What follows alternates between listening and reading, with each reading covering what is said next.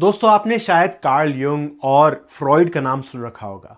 अब ये बहुत ही बड़े जाने माने साइकोलॉजिस्ट थे जो कह सकते हैं फाउंडिंग फादर्स थे आज की साइकोलॉजी के हिसाब से। किस तरीके से हमारा दिमाग काम करता है, किस तरीके से हम सोचते हैं, किस तरीके से हमारे बिहेवियर्स काम करते हैं, वो इन फाउंडिंग फादर्स से आते हैं। अब एक ऐसे पर्सन हैं जिनको काफ़ी सारे लोग भूल चुके हैं, बट उनका जो कंट्रीब्यूशन है वो बहुत ही ज़्यादा डीप है। अब भूल इसलिए चुके हैं क्योंकि काफ़ी सारी जो उनकी चीज़ें थी, काफ़ी सारी चीज़ें वो सिखाते थे, वो कहीं ना कहीं एक स्पिरिचुअल एस्पेक्ट से आता है। अब मेरा ये काम रहेगा आने वाले वीडियोस में कि मैं उनकी कॉन्सेप्ट्स को वापस इंट्रोड्यूस कर पाऊँ और आपको सही तरह से स्पिरिचुअलिटी के साथ कनेक्ट कर पाऊँ। तो आज की वीडियो में हम बात करेंगे कॉन्फिडेंस आता कहाँ से है, कहाँ से हम कॉन्फिडेंस को क्रिएट करें। हम बोलते हैं कि मैं चाहता हूँ कि मैं उस इंटरव्यू के लिए जाऊँ, मैं उस लड़के से बात करूँ, उस लड़की से बात करूँ, अपने पेरेंट्स से बात करूँ। वो कॉन्फिडेंस स्टेज पे बात करने का आता कहाँ से है? उसमें एक बहुत ही इंपॉर्टेंट एलिमेंट है जो अल्फ्रेड एडलर बात करते हैं। जिस तरीके से हम रिलेशनशिप्स को देखते हैं वो ही डिसाइड करता है कि किस तरीके से हमारा कॉन्फिडेंस होगा।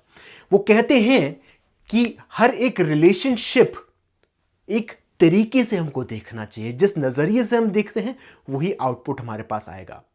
और वो ये भी कहते हैं कि आज के टाइम पे जो सारी प्रॉब्लम्स चल रही है हमारी लाइफ में वो सब कुछ एक ही चीज के कारण चल रही है, वो है हमारी इंटरपर्सनल रिलेशनशिप्स। मतलब आज आपके आसपास जो रिलेशनशिप्स हैं उसके कारण ही सारी की सारी प्रॉब्लम्स आ रही है।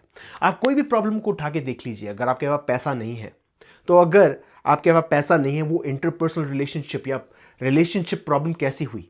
ऐसे हुई कि अगर आपके पास पैसे नहीं है तो आप एक अच्छी फैमिली नहीं क्रिएट कर पाओगे, आपके आसपास जो लोग हैं आपके बड़ाई नहीं करेंगे, आपका वो स्टेटस क्रिएट नहीं होगा। और अगर रिलेशनशिप हो ही नहीं, अगर आप अर्थ पे अकेले हो और कोई भी पर्सन नहीं है तो कोई प्रॉब्लम होगी नहीं। पैसे नाम की चीज होगी नहीं, रिलेशनशिप नाम की चीज नहीं होगी, स्टेटस नाम की चीज नहीं होगी। हर एक चीज को उठा के देख लो, हर एक प्रॉब्लम में जो प्रॉब्लम आती है हमारी इंटरपर्सनल रिलेशनशिप है, किस तरीके से हम रिलेशनशिप्स को देखते हैं। तो ये जो प्रॉब्लम है कॉन्फिडेंस की बात नहीं है, ये इससे भी बढ़कर है। और वो कहते हैं, एडलर कहते हैं कि हर एक रिलेशनशिप को हमको देखना चाहिए कौन सी नजर से? एक हॉरिजॉन्टल नजर से, ना कि वर्टिकल नजर से।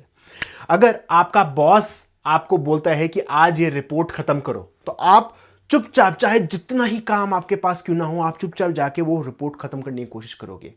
क्यों? क्योंकि आपका बॉस है वो, आप ना नहीं कह सकते। मैं जब यहां पर कनाडा शिफ्ट हुआ था, मेरे लिए बहुत बड़ी प्रॉब्लम हुई थी क्योंकि यहाँ पर थोड़ी बहुत एक इंडिविजुअलिस्टिक सोसाइटी है। यहाँ पर हम अथॉरिटी को ना बोल सकते हैं। अगर पुलिस हमको आके रोकती है तो हम उसको बोल सकते हैं नहीं, आपकी ये राइट नहीं है मेरे से पूछने के लिए, आप ये क्वेश्चंस नहीं पूछ सकते, आप मुझे अरेस्ट नहीं कर सकते। ये जो माइंडसेट है कहीं ना कहीं ये वेस्टर्न सोसाइटी से आता है। बट हमारी इंडियन सोसाइटी में हम अगर कोई बड़ा, अगर कोई अथॉरिटी वाला, अगर कोई बॉस, हमारे पेरेंट्स, हमारे ग्रैंड पेरेंट्स हमको कुछ चीज़ बोलता था, हम उनको आंसर बैक नहीं कर सकते, हम उनको कुछ कह नहीं सकते क्योंकि बीच में आती है एक अथॉरिटी नाम की चीज़। तो अल्फ्रेड एडलर बोलते हैं कि हम हर एक रिलेशनशिप को वर्टिकल रिलेशनशिप के तौर पे देखते हैं कि वो हमसे बड़ा है या हम उनसे बड़े हैं, हमेशा ऊपर या नीचे, हमेशा हम हर एक चीज़ को इस तरीके से देखते हैं। तो वो वर्टिकल रिलेशनशिप की प्रॉब्लम जो है वही बहुत बड़ी प्रॉब्लम क्रिएट करती है हमारी लाइफ में। इनफैक्ट इंटरपर्सनल रिलेशनशिप में नहीं, हमारे आज के टाइम पे नेचर में, सोसाइटी में हम बोलते हैं कि प्लांट्स कहीं ना कहीं हमसे छोटे हैं या एनिमल्स कहीं ना कहीं हमसे छोटे हैं।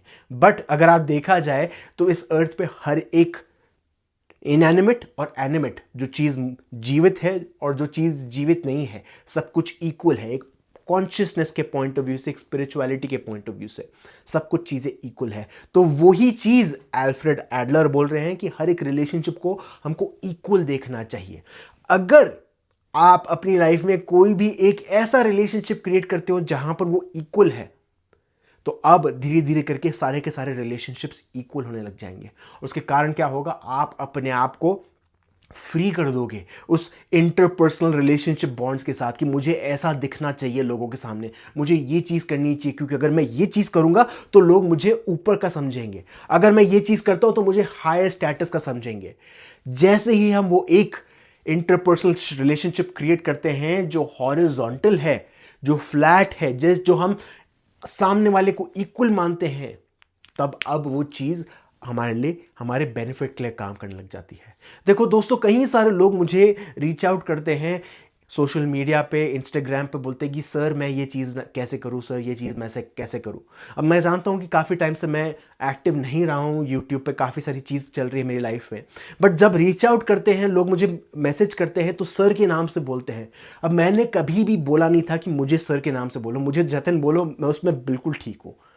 बट बात यह है कि जैसे ही आप सर की एक इज्जत देते हो किसी की, कहीं ना कहीं उसका ईगो एक्टिवेट हो जाता है, कहीं ना कहीं उसका एक एक ईगोइस्टिक पार्ट ऊपर आ जाता है। वो ईगोइस्टिक पार्ट को कंट्रोल करना बहुत ज़्यादा ज़रूरी है। अगर मैं आपको बोलता हूं कि आप और मैं एक ही जर्नी पे हैं, हम दोनों एक ही चीज़ कर रहे हैं, हम दोनों मैनिफेस्ट करना चाहते हैं हमारी लाइफ में चीज़ें, अगर मैं ये बोलता हूं कहीं ना कहीं एक हॉरिजॉन्टल रिलेशनशिप क्रिएट हो रहा है कि हम और मैं एक ही पाथ पे हैं, एक ही चीज कर रहे हैं।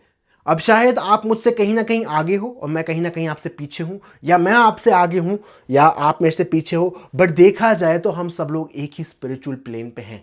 यही चीज हमको स्पिरिचुअलिटी सिखाना चाहती है कि जब भी हम स्पिरिट्स को कांटेक्ट करते हैं, हम इस आउटर वर्ल्ड में जो 3D रियलिटी से बाहर रहते हैं, इनफैक्ट हम गॉड को कम्युनिकेट करने की कोशिश करते हैं, तो हमको इस नज़र से नहीं देखना चाहिए कि भगवान हमसे ऊपर है। हम भगवान और मैं दोनों एक ही लेवल पे हैं। आप और भगवान एक ही लेवल पे, हाँ, बट उसमें कहीं ना कहीं हमारा ईगो एक्टिवेट हो सकता है। कहीं ना कहीं हम बोलते हैं कि नहीं, भगवान कैसे हमारे हमारे हम भगवान की इक्वल नहीं हो सकते, भगवान हमेशा हमारे ऊपर है।